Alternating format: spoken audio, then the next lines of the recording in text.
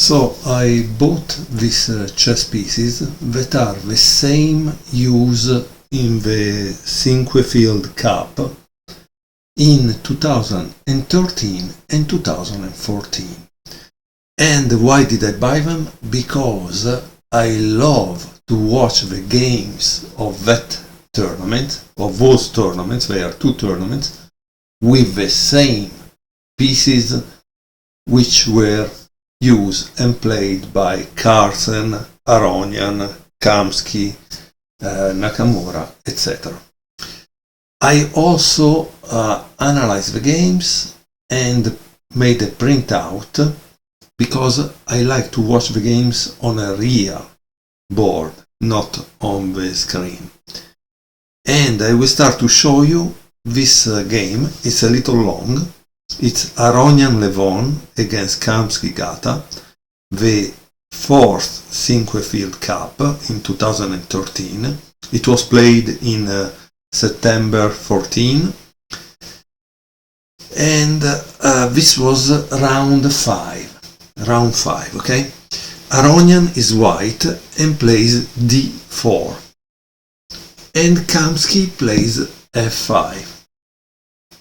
Kamsky has used the Dutch many times before, and Levon Aronian has had a bad score against it and lost to Carlsen. So this comes as no surprise as opening preparation.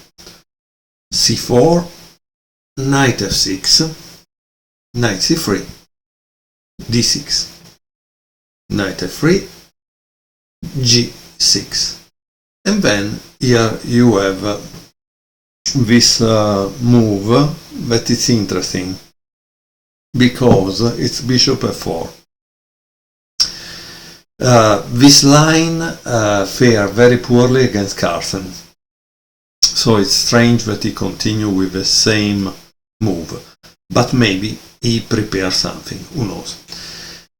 Here bishop g7, so this is the Leningrad Dutch, okay?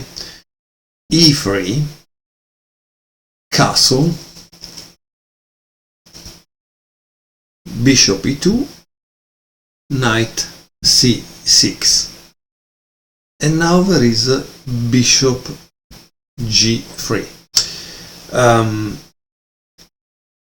So this bishop g3 is played because white wants to play this move, and in this way black doesn't have the time to play e5 and attack probably bishop f4. How does black continue here? Try to take a minute and think, because it's kind of very important to learn the correct moves depending on the setup that white uses, okay? So here black played h6, white continued with castle, knight h5 and d5. In that time, and I don't know if it's correct or not, you can do your own analysis and it's great. In that time, this was the move they thought it was to be played. Why? Because after this there is this. So it practically creates some weaknesses on the king side and open the d4 square for this knight. So once black plays this, boom, you enter immediately, okay? So that was the idea. In the time they thought that move, bishop h4, was kind of better. But obviously, again, you must, it's an interesting position. Maybe if you like the Leningrad Dutch, try to play it against a computer or a friend and see if it works or not, okay? It's a beautiful position, I think. So let's see if I put it back right. Yeah, knight h5, attacking the bishop g3, and he plays d5 instead of bishop h4. Yeah. Obviously, black continues with bishop takes g3. Sorry, with knight takes g3, h takes g3, and knight e5. The evaluation here is that the game is balanced, okay? So no big deal. You know, the Leningrad Dutch is good in a sense because it doesn't give white much, and if white doesn't play correctly, you can actually bite white off and make him pay. Rook c1, knight takes f3. Honestly, these knights are really beautiful, and it's a pleasure to touch them. I don't know. It's wow, you should see them. It's something amazing. Look how beautiful it is. This knight. He has really a lot of traits. It seems he just came out from a haircut dresser. So I don't know.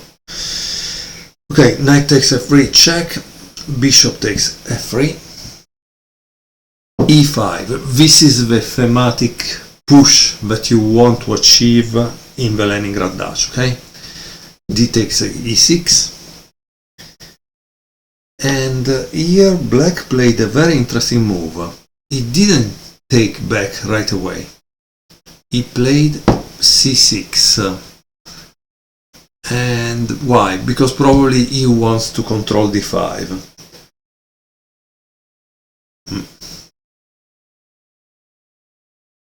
Very interesting situation. Now, do you know that white continue with b4, but it seems that bishop d5 is a possibility. I don't know, it's very interesting. Because you see, often we are afraid to sacrifice some pieces, but the point is that this pawn here, it's really a kind of a very advanced pawn. So it's possible that when you take and take back, black will have to really sacrifice something to take this off, because this is going to be a problem. I don't know. Again, we are just a move 15, and for sure both the opponents, both the players have analyzed this or played this against an engine, because obviously they are professional players, right? Okay, after b4 there is an aggressive move by black. Can you guess what is black next aggressive move? And obviously is not taking this pawn, okay? So I'm trying to help you out. The move is g5. The pawn there is falling in any case, so what you want to do is to improve your position, to create threats, to give real problems, right? So here white continue with b5, but it seems that queen d3 was kind of better. And you say, why? Because after g4 there is bishop d1. And bishop d1 has also this idea of going there, right? So as you can see, when you play chess at the top level, you think one or two moves ahead, or where your pieces should be in order to exert the maximum damage or effect or activity against your opponent, okay? Instead, Aronian played b5 instead of queen d3 and bishop d1. So this is also a moment for white to eventually improve, okay? g4, obviously once he made g5, g4 is what he wants to do, right? So that's why you need always to ask yourself, what's gonna be my next opponent move? What is the idea behind his moves? Because if you know that, you can neutralize it and you can create a problem, a real problem.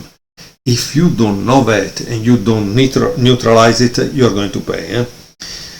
Bishop e2, and now he finally takes back with bishop takes e6. B takes e6, B takes e6, queen a4. This b takes e6 is good in a sense because he has created this isolated pawn and this can be attacked, and now white can go toward the center, okay?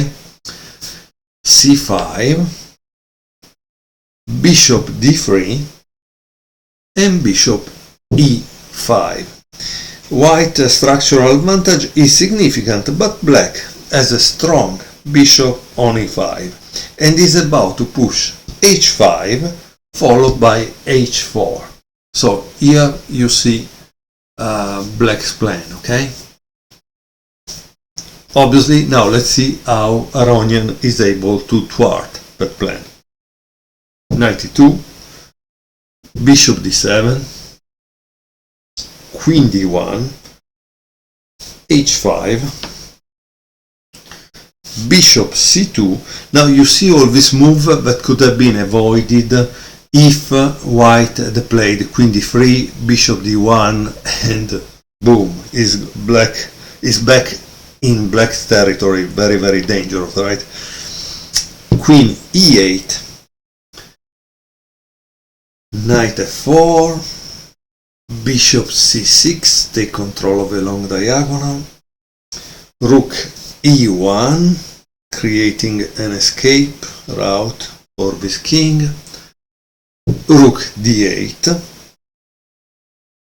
rook b1, queen f7, queen d2, queen f6, and now there is a dubious move. What is the dubious move by white?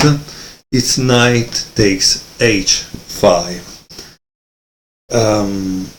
Why this move is dubious? Because it opens the h file for black. You must understand, in chess at a certain point a pawn is not important. Obviously it depends the situation. Here we are in the middle game. If it was the end game and that's your last pawn, okay, probably it's very important. But in the middle game you want to attack. And how do you attack if you don't remove a pawn? So when your opponent does it for you, you are peachy, right? You are happy. So what should, because this is also the thing, it's not enough to say this is not a good move, this is not a good plan. You always need to ask yourself, okay, what is the right plan? Since it's on the B file, I don't understand why he didn't play something like this. Maybe now I'm not sure it's the best, but the idea maybe makes more sense. I don't know. And sometimes, you know, while this rook now seems not being able to move on the rank, sometimes the pawns really disappear very fast, and it's good to have a rook that can actually go into the other side of the board. So try to think about these push moves because they are not seen sometimes and they are very good. So knight takes h5, we said not so good. What did black play now? Obviously he's attacking this, you gotta move it, right? Queen h6, knight f4, like I told you, now it's open. Rook d7, knight d5, and rook h7. As you can see, I mean, Aronian in that time, in 2013, was 2813, so it was at 2800, 2800, and yet he underestimated how fast this rook could go to create a problem. I don't know. Let's see what happens, okay? I never saw the game. I made them analyze with a computer because the computer now does everything. And so after the computer analyze, however, I check to understand when I show it to you if it's okay or not, right? King f1, Queen h1, King e2, and as you can see, you get back your material. The material is not important. What is important is that you have a good attack here, right? Rook g1, Queen f3, King f1. And now probably, I don't know, Kamsky played this. Maybe this was the move because it puts more pressure. But again, I don't know. You know, it's not so easy. It's easy to comment with hindsight, but in reality, when you are in the middle of a game, you are tired. This move, King g7, avoids obviously this, and so you don't want to have an opposite color bishop endgame. So maybe that's the reason he played it, okay? And surely Kamsky is a very, very strong player.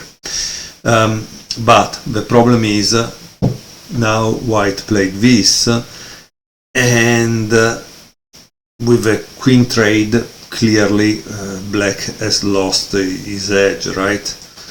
So how do you continue from here if you are black? Well, black played bishop takes d5, queen takes d5, queen takes d5, and c takes d5. Now, as you can see, what is the evaluation of this position? Yes, it's an opposite bishop endgame, but black has a pass pawn, so that's kind of very good, right? Very, very good. So how did the black continue? He continued with King f6 because obviously he doesn't want white to try to enter on the 7th. Okay, King g2, Rook f h8,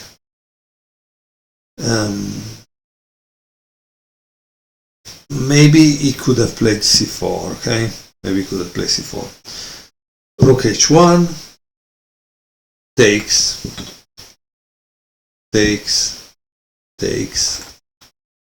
and takes. And without the rooks, it's probably very difficult to win this, also if black has a clear pass pawn, okay? He played c4, after that King g2, Bishop b2, King f1, King e5, King e2, and King takes d5, and here they agreed to a draw. So I hope you enjoyed this game. It was very nice, and it was Aronian against Kamsky in the 5th round of the 2013 Sinequefield Cup. Thank you very much for watching.